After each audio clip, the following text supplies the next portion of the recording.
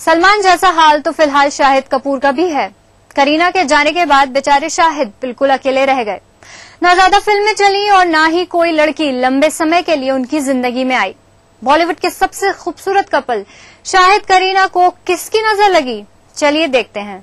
मेरी गलती है, बेशरम, तुम्हें मुझे थैंक यू बोलना चाहिए और तुम मुझे एटीट्यूड दिखा रहे हो। शाहिद करीना की लव स्टोरी पर जब ब्रेक लगा तो लोग शॉक में आ गए। मेड और ईच अदर दिखने वाली जोड़ी आजकल काफी कम देखने को मिलती है। शाहिद और बेबो की जोड़ी कुछ ऐसी ही थी। तुम्हें समझ में नहीं आ रहा कि मैं तुमसे बात करने में इंटरेस्टेड नहीं हूँ। Please please leave me alone, alright?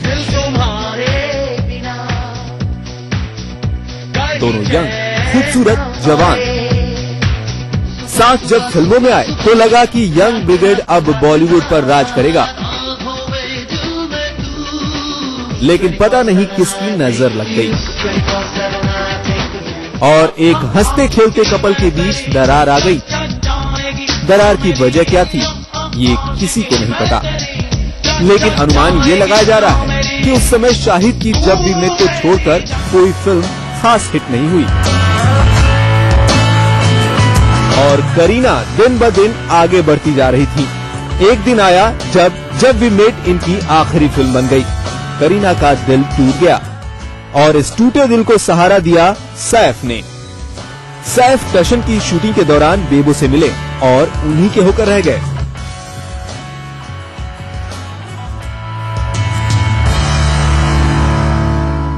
नाकाम इश्क की दास्तां में अगर किसी का नाम सबसे ऊपर आता है तो वो है अमिताभ रेखा की प्रेम कहानी का। दोनों का रोमांस परवान पर चढ़ा, लेकिन जाने क्यों अचानक अमिताभ ने जया से शादी कर सारे अफवाहों पर विराम लगा दिया। कब के बिछड़े हुए हम आज कहाँ आके मिले। रेखा और अमिताभ की जोड़ी बॉलीवुड की सदाबहार जोड़ी मानी जाती थी और उस दौर में दोनों के प्यार के किस्से भी सरेआम थे। कारण था कि सुहाग, मिस्टर नटवरलाल, गंगा की सौगंध और मुकद्दर का सिकंदर में दोनों के of and on screen chemistry का जलवा दिखा। कहते हैं कि दो अनजाने के समय उनका रिश्ता गहराया था और ऋषि कपूर नीतू सिंह की शादी में जब रेखा को मांग में सिंदूर के साथ देखा गया तो दोनों की शादी की अफवाहें भी उड़ी। हालांकि अमिताभ और रेखा ने अपने रिश्ते पर कोई टिप्पणी नहीं की। तो ये सिलसिले हुए दूर तक 1973 में अमिताभ बच्चन ने जया बहादुरी के साथ शादी कर दी। अमिताभ, रेखा और जया आखिरी बार फिल्म सिलसिला में आए और कहते हैं कि जया की कसम के चलते अमिताभ ने इसके बाद रेखा से कोई संबंध नहीं रखा। आज भी रेखा अकेली है, लेकिन अमिताभ अपने परिवार और अपने करियर में मगन है। ये इश्क नहीं आसान, बस इतना समझ लीजिए, एक आग का दरिया है और डूब के जाना है। दिलीप मधुबाला की कहानी भी कुछ ऐसी ही थी। इश्क तो दोनों ने एक दूसरे से खूब किया और कहते हैं इस इश्क की शुरुआत खुद मधुबाला ने की थी। लेकिन आखिर क्यों एक नहीं हो पाया मुगले आजम का ये खूबसूरत जोड़ा? क्या वजह थी कि एक दूसरे को इतना चाहने के बावजूद दोनों की एक दूसरे से शादी नहीं हो पाई? मैं जितना उसे भुलाना चाहता हूँ उतना ही वो मुझे याद आता है। मैं जितना उससे भागना चाहता हूँ उतना ही वो मेरे सामने आता है। तुम्हारी खामोशी से मेरा दम घुट जाएगा। अंजू, मैं तुम्हारी एक मुस्कुराहट के लिए अपनी जान भी देती। मेरी मुस्कुराहट। दिलीप कुमार और मधुबाला के बीच ज्वार भाटा के सेट पर मुलाकात हुई थी। मेरे सामने खड़ी हो, लेकिन मुझे ऐसे मालूम होता है जैसे मुझसे हजारों मील दूर होता है। नहीं अमन, मैं तुम्हारे पास हूँ। तुम्हारे दुख, तुम्हारी तकलीफें सब मेरी। तुम मेरे हो, मैं तो बस इतना ही चाहिए।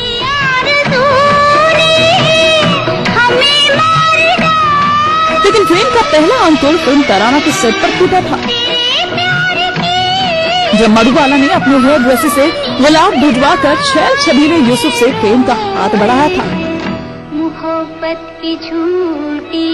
इसके बाद दोनों ने संगतेल और अमर सहित कई फिल्में की।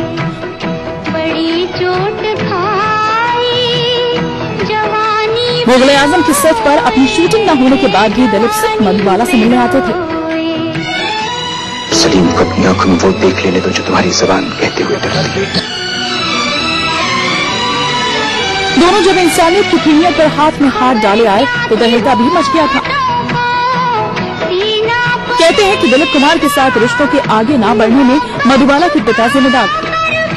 पिता अताउल्लाह खान तैयार नहीं थे और मधुबाला बिना पिता की मंजूरी के कोई कदम नहीं उठाना चाहती थी। यहाँ तक कि पिता के मना करने के कारण वो नया दौर से भी बाहर कर दी गई। बाद में दिलीप साहब ने अपनी सबसे बड़ी फैन सायरा बानो से शादी कर दी। बहुत ही खूबसूरत सायरा उस वक्त महज 18 साल की थी और दिलीप साहब 29 साल की।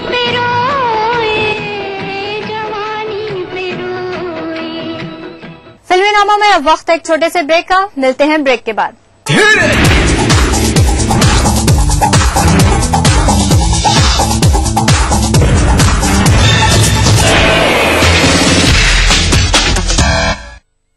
बिहार में भ्रष्टाचार पर रोक लग गई। जितना प्रस्ताव आया उसका 1% से भी कम एक्चुअल इन्वेस्टमेंट हुआ। चाहिए था करना, कदम उठाना, वो कदम नहीं उठा रहा है। तो सरकार चाहे जिसकी भी हो, ईमानदारी की कमी रही है। यात्राएं हो रही है, तो मकसद क्या होता है? जनता की मूल समस्याओं से ध्यान हटाने के लिए राम राज्य लाने की कल्पना निश्चित रूप से करें। जो आम लोग चाहते हैं वो हल हो। सरकार जितना कहती है उसका 10% से ज्यादा फायदा होने वाला नहीं। बस अब मूड करेला हवा फ्रेश तो देखते रहा भैया जनता एक्सप्रेस।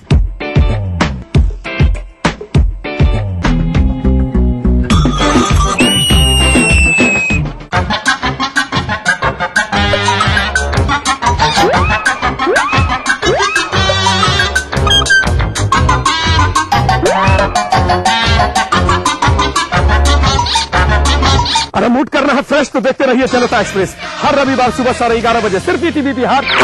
कार्यक्रम के सह प्रायोजक हैं टोरियन वर्ल्ड स्कूल, 2 कदम आगे। स्काई हेल्थ सेंटर, स्वास्थ्य का वादा, स्काई का इरादा। Yamuna Awas developers India private limited. आवारा हूँ या गर्दिश में हूँ, आसमान का तारा हूँ। लेके पहला पहला प्यार भर के आंखों में कुमार, जादू नगरी से आया है कोई जादूगर। ये रातें, ये मौसम, नदी का किनारा, ये चंचल हवा। कहा दो दिलों ने कि मिलकर कभी हम न होंगे जुदा। भूले बिसरे गीत देखना ना भूलिए। प्राचीन संस्कृति की पहचान लेकर आज का बिहार बढ़ चला है नई दिशा में, नई आशाएं लेकर। और उस राह पर घटती हर एक घटना करती है असर जनता पर, प्रदेश को देती है नया मोड़, तय करती है आगे की राह। इस तरह बनती है खबर अपने बिहार की खबर, अपना बिहार इस समय पर। इस न्यूज के सह प्रायोजक हैं Grizzly Vidyalaya Koderma. World famous Formy mobile, mobile for me. Torian world school, 2 कदम आगे। Agrani infra developers private limited.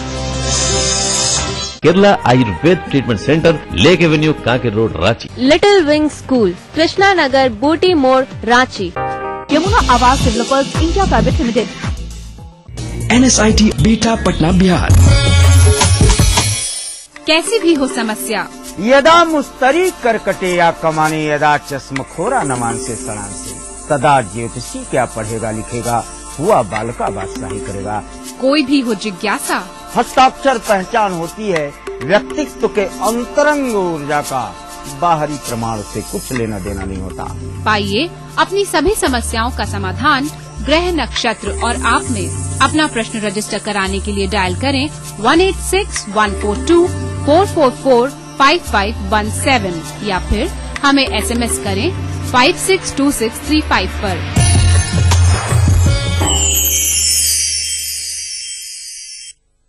राजनीति कोई भी हो, घटना कैसी भी हो, खुलासा सिर्फ सेंट्रल हॉल में।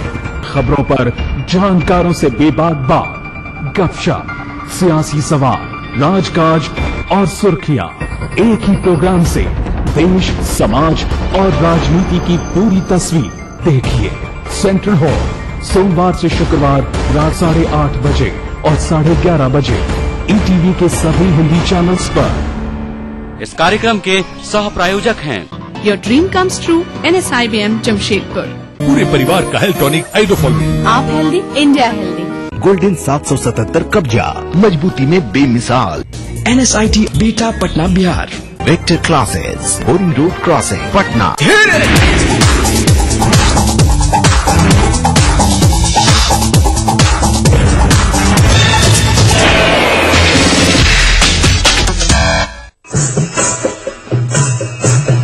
चलते चलते चलते चलते यूं ही कोई मिल गया था, यूं ही कोई मिल गया था। सरे राह चलते चलते, सरे राह चलते चलते वही थम के रह गई है, वही थम के रह गई है। मेरी रात ढलते ढलते, मेरी रात ढलते ढलते।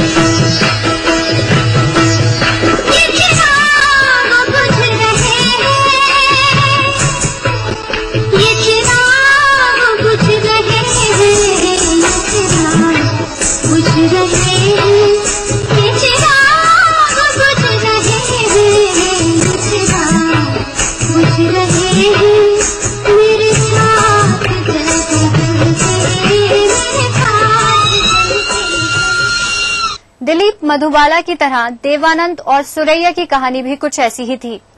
सुरैया का रूढ़िवादी परिवार देव साहब से शादी करने के सख्त खिलाफ था और मोहब्बत में चोट खाए देव साहब हमेशा की तरह हर गम धुएं में उड़ाकर सब कुछ भूल गए, अपनी जिंदगी में मस्त हो गए। ये दिल न होता बेचारा, कदम न होते आवारा, जो खूबसूरत। देवानंद और सुरैया की प्रेम कहानी तो लगभग शादी की दहलीज तक पहुंच चुकी थी।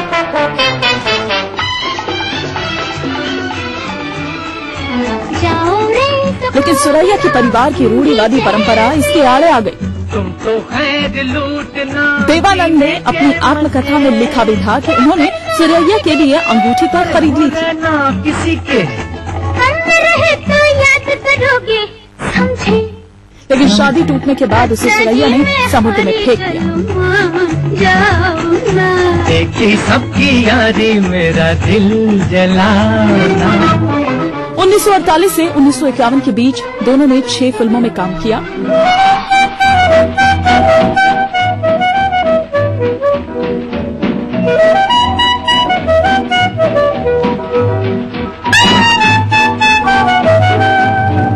और फिल्म विद्या के सेट पर जब देव साहब ने सुरैया को डूबने से बचाया था, तब से प्यार परवान चढ़ा।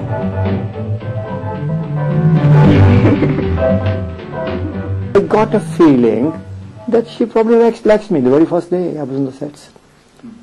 So every young man is a flirt, like every young woman is a flirt. Why run away from this fact? Why not? Beauty is meant to be admired. Why not? हमारी किस्मत के मिसाल यार होता, अगर और जीते रहते यही इंतजार होता। मेरे सपने। देवानंद से शादी न होने के बाद सुरैया ने शादी की। तो जहाँ भी ले जाए राहे हम संग हैं। फिल्मी नामा में आज के लिए बस इतना ही। दीजिए हमारी पूरी टीम को इजाजत। तब तक के लिए you take care and good bye.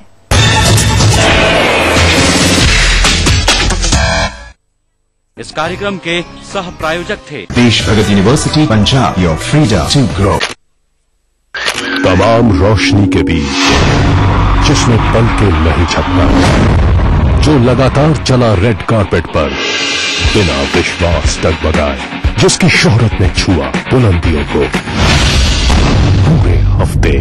मैं पराग छापे कर उस कार को लाऊंगा आप तक। दिल से हर रविवार दोपहर 3:30 बजे।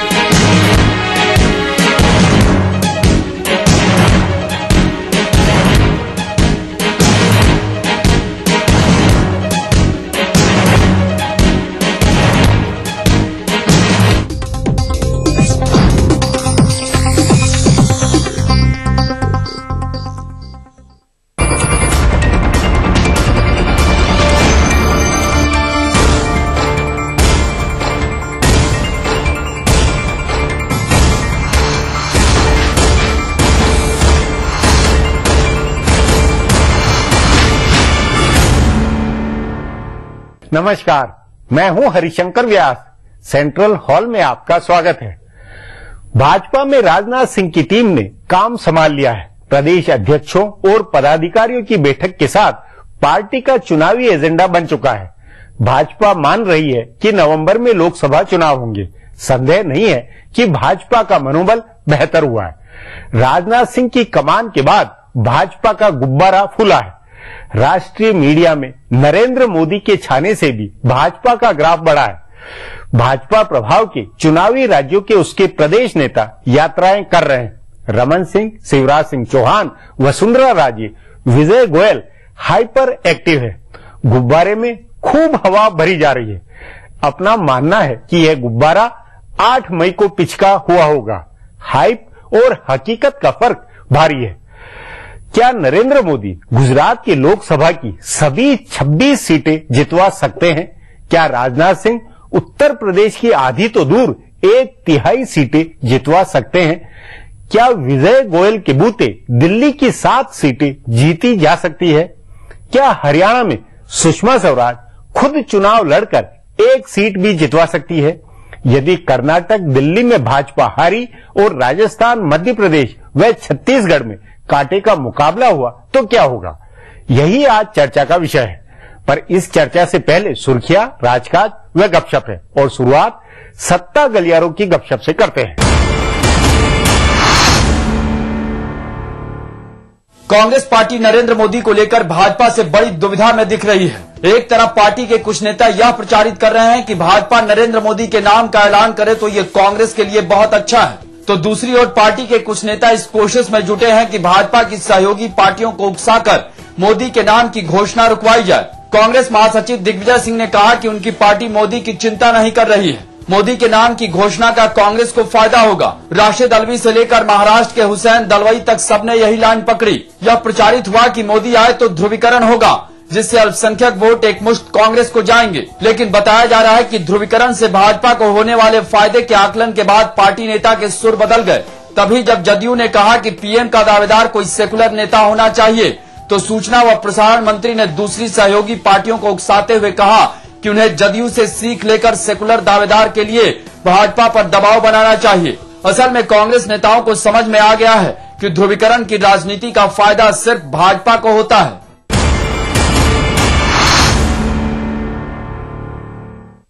जनता दल यू के नेता बड़े भरोसे के साथ पटना वापस लौटे हैं। उन्हें पक्का यकीन हो गया है कि अब प्रधानमंत्री पद के लिए नरेंद्र मोदी के नाम की घोषणा नहीं होगी। तभी पिछले 2 दिन से बीजेपी नेताओं ने खूब बयानबाजी की है, लेकिन जदयू के नेता चुप रहे हैं।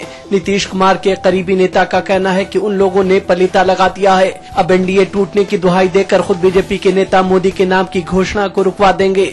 मध्य प्रदेश के मुख्यमंत्री शिवराज सिंह चौहान ने लाल कृष्ण आडवाणी की तरफदारी की है। इस साल नवम्बर में अगर वो फिर बीजेपी को जीत दिला देते हैं तो उनकी बात का वजन बहुत बढ़ जाएगा। इसी तरह अगर रमन सिंह ने वापसी की और राजस्थान में वसुंधरा जीती तो इन तीनों मुख्यमंत्रियों की साझा अपील मोदी के खिलाफ होगी।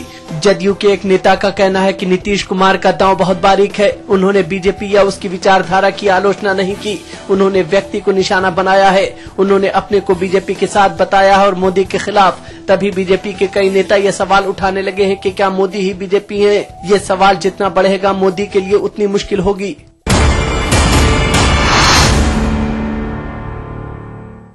कांग्रेस और भाजपा दोनों की चुनाव तैयारियों का लब्बो-लुआब यह है कि अगले लोकसभा चुनाव के बाद सबसे बड़ी पार्टी और सबसे बड़े चुनाव पूर्व गठबंधन के तौर पर उभरना है। कांग्रेस और भाजपा दोनों में सबसे बड़ी पार्टी बनने का जबरदस्त यकीन है। कांग्रेस की चुनावी तैयारियों से जुड़े एक नेता का कहना है कि अगर 70 सीटों का नुकसान होता है तब भी 146 सीट आएंगे, जो 2004 से ज्यादा होंगी।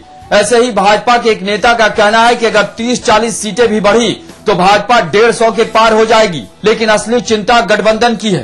भाजपा के पास ले देकर जदयू, अकाली दल और शिवसेना है, तो कांग्रेस के पास एनसीपी, नेशनल कॉन्फ्रेंस और रालोद है। इन तीनों सहयोगी पार्टियों की कुल ताकत 17 सांसदों की है। शरद पवार ने इसी खतरे की ओर इशारा किया, जिस पर कांग्रेस कोर ग्रुप में चर्चा हुई और अब माना जा रहा है कि चुनाव से पहले कांग्रेस कुछ नए सहयोगी अपने साथ जोड़ेगी। इसी तरह भाजपा को भी लग रहा है कि अगर जदयू ने साथ छोड़ा तो उसकी हालत कांग्रेस से भी बुरी होगी, सो वह भी नए सहयोगी तलाश रही है। दोनों पार्टियां चुनाव बाद गठबंधन के दांव भी चल रही हैं। कांग्रेस की ओर से ए.के. एंटनी और उनके करीबी नेता वायलर रवि ने लेफ्ट के साथ चुनाव बाद गठबंधन की बात कही है, तो भाजपा नेता चुनाव बाद बीजेपी, टीडीपी, अन्ना डीएमके आदि के उम्मीद में हैं। अब आज की ताजा सुर्खियां हैं। ये लीक से कुछ हटकर है। इनसे तुरंत देश की दशा दिशा के हाल बूझ सकेंगे। अमेरिका में सितंबर 2001 में वर्ल्ड ट्रेड सेंटर पर हुए आतंकवादी हमले के करीब 12 साल बाद एक बार फिर आतंकी हमला हुआ है। अमेरिकी शहर बोस्टन में होने वाले सालाना मैराथन की फिनिश लाइन के पास एक कचरे के डब्बे में रखे गए बम से लगातार 2 धमाके हुए, जिसमें 3 लोगों की मौत हो गई और करीब 150 लोग घायल हुए। धमाकों के बाद अमेरिकी जांच एजेंसी FBI ने कहा कि आतंकी हमला लगता है। राष्ट्रपति बराक ओबामा ने इस हमले की आलोचना करते हुए कहा कि दोषियों को ढूंढ निकाला जाएगा और उन्हें सजा दी जाएगी। भारत के राष्ट्रपति प्रणब मुखर्जी और प्रधानमंत्री मनमोहन सिंह ने हमले की आलोचना की और मारे गए लोगों को श्रद्धांजलि दी है। बिहार के मुख्यमंत्री नीतीश कुमार ने एक दिन की चुप्पी के बाद आज एक बार फिर गुजरात के मुख्यमंत्री नरेंद्र मोदी पर निशाना साधा। उन्होंने बिना मोदी का नाम लिए कहा कि कानून व्यवस्था बनाए रखने की जिम्मेदारी राज्य सरकार की होती है, रेल मंत्री की नहीं। उन्होंने यह भी कहा कि गोधरा में ट्रेन की बोगी जलाए जाने के बाद वे वहां गए थे और लौटकर उन्होंने संसद में इससे जुड़े सभी सवालों का जवाब दिया था। गौरतलब है कि जदयू की राष्ट्रीय कार्यकारिणी में मोदी पर निशाना साधने के बाद भाजपा ने यह सवाल उठाया था कि गोधरा कांड के समय नीतीश रेल मंत्री थे और उसके बाद हुए दंगों के समय भी वे एनडीए सरकार में मंत्री थे। मुंबई में 1993 में हुए बम धमाकों में दोषी ठहराए गए फिल्म अभिनेता संजय दत्त की सरेंडर के लिए समय मांगने की याचिका पर सुनवाई एक दिन टल गई है। उन्होंने सरेंडर करने के लिए 6 महीने का समय मांगा है। उनकी याचिका में कहा गया है कि उनके ऊपर निर्माताओं के 278 करोड़ रुपए लगे हैं और उन्हें अपनी फिल्मों का काम पूरा करना है। आज 2 बजे उनकी याचिका पर सुनवाई होनी थी, लेकिन सुप्रीम कोर्ट के जज जस्टिस VS चौहान के नहीं होने की वजह से सुनवाई टल गई। अब यह सुनवाई कल सुबह 10:30 बजे होगी, लेकिन एक दूसरे फैसले में सुप्रीम कोर्ट ने जैबुनिसा काजी और 2 अन्य दोषियों की ऐसी याचिका को खारिज कर दिया। चूंकि इनकी याचिका चीफ जस्टिस अल्तमस कबीर की बेंच ने खारिज की है, इसलिए इस फैसले का असर संजय दत्त की याचिका पर हो सकता है। गृह मंत्री सुशील कुमार शिंदे ने कहा है कि सरकार ने कार बम से दिल्ली में 9 लोगों की हत्या के दोषी देवेंद्र पाल सिंह भुल्लर की सजा माफ करने की मांग पर विचार करने का फैसला किया है। शिंदे ने कहा है कि हम पंजाब के मुख्यमंत्री की मांग पर विचार करेंगे। गौरतलब है कि सोमवार को पंजाब के मुख्यमंत्री प्रकाश सिंह बादल और उप मुख्यमंत्री सुखबीर बादल ने प्रधानमंत्री मनमोहन सिंह और गृह मंत्री सुशील कुमार शिंदे से मुलाकात कर भुल्लर की फांसी की सजा रोकने का रास्ता तलाशने का आग्रह किया था। उन्होंने आशंका जताई थी कि इससे राज्य में शांति और सद्भाव पर असर पड़ेगा। केरल के समुद्र तट पर 2 भारतीय मछुआरों की हत्या करने के मामले की जांच CBI करे या NIA करे, इस पर भारत और इटली की सरकारें उलझी हैं। भारत सरकार ने आज सुप्रीम कोर्ट से कहा कि CBI के पास बहुत काम है, जबकि NIA इस मामले की जांच 60 दिन में पूरी कर लेगी। लेकिन दूसरी ओर इटली की सरकार ने NIA से जांच का विरोध करते हुए कहा कि मरीनों के खिलाफ मामले की जांच करना NIA के अधिकार क्षेत्र में नहीं आता है। इस मामले में सोमवार को सुप्रीम कोर्ट अपना फैसला सुनाएगा। उत्तर प्रदेश में सपा और बसपा के बीच रविवार से शुरू हुई जुबानी जंग आज भी जारी रही। आज मायावती ने लखनऊ में प्रेस कॉन्फ्रेंस करके कहा कि उत्तर प्रदेश की हालत बद से बदतर हो गई है और अब यहाँ राष्ट्रपति शासन लगना चाहिए। उन्होंने कहा कि बसपा के प्रदेश पदाधिकारियों ने राज्यपाल को इस बारे में ज्ञापन दिया है और उन्होंने केंद्र सरकार को भी ज्ञापन दिया है, लेकिन कोई कार्रवाई नहीं हुई है। तभी उन्होंने मीडिया के जरिए इसकी अपील की है।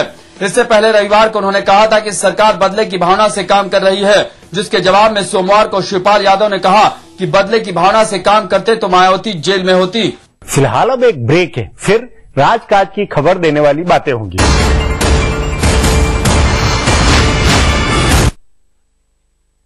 देखिए ETV बिहार झारखंड सभी DTH प्लेटफॉर्म पर। डिश टीवी पर चैनल नंबर 827, एयरटेल पर चैनल नंबर 287, टाटा स्काई पर चैनल नंबर 164, बिग टीवी पर चैनल नंबर 417, वीडियोकॉन पर चैनल नंबर 778। देखिए आपका अपना चैनल। बढ़ रही है जनसंख्या, घट रही है जोत, ऊपर से महंगाई का बोझ, विश्व बाजारों में जारी है प्रतिस्पर्धाओं का दौर, कृषि उत्पादन और आमदनी बढ़ाने की होड़। हम बताते हैं आपको कैसे करें कम लागत में अधिक उत्पादन। उन्नत बीज, नई तकनीक और विविधीकरण से बनाए संपूर्ण, समृद्ध और खुशहाल भारत। अन्नदाता देखिए हर रोज सुबह 6:30 बजे। प्राचीन संस्कृति की पहचान लेकर आज का बिहार बढ़ चला है नई दिशा में, नई आशाएं लेकर। और उस राह पर घटी हर एक घटना करती है असर जनता पर, प्रदेश को देती है नया मोड़।